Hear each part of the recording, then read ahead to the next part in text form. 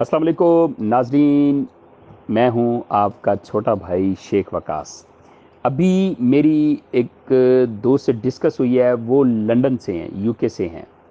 मेरी personal business discuss हुई है उनके साथ।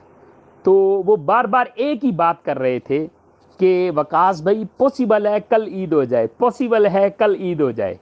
बिलीव मी, मैं रोज़े के साथ हूँ। मैं इस चीज़ पे ये नहीं करूँगा कि मैं वीडियो बनाने के लिए, हालांकि वीडियो पहले भी मैं एक बना चुका हूँ, लेकिन इस चीज़ में आप इंतज़ार में रहें कि अगर कल सऊदी अरब में ईद हो गई तो फिर 100% परसों पाकिस्तान में ईद होगी। ये मैं आपको पहले भी कह चुका हूं कि पाकिस्तान के अंदर बहुत सारे महरे फल्कियात पैदा हो चुके हुए हैं। तो हो सकता है परसों ईद पाकिस्तान में कर दी जाए।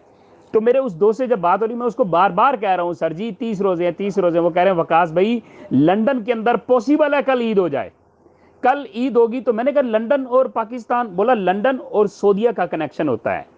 सऊदी अरब में कल 90% उम्मीद है ईद हो जाएगी। अगर सऊदीया में कल ईद होगी तो पाकिस्तान लंदन में भी कल ईद हो जाएगी।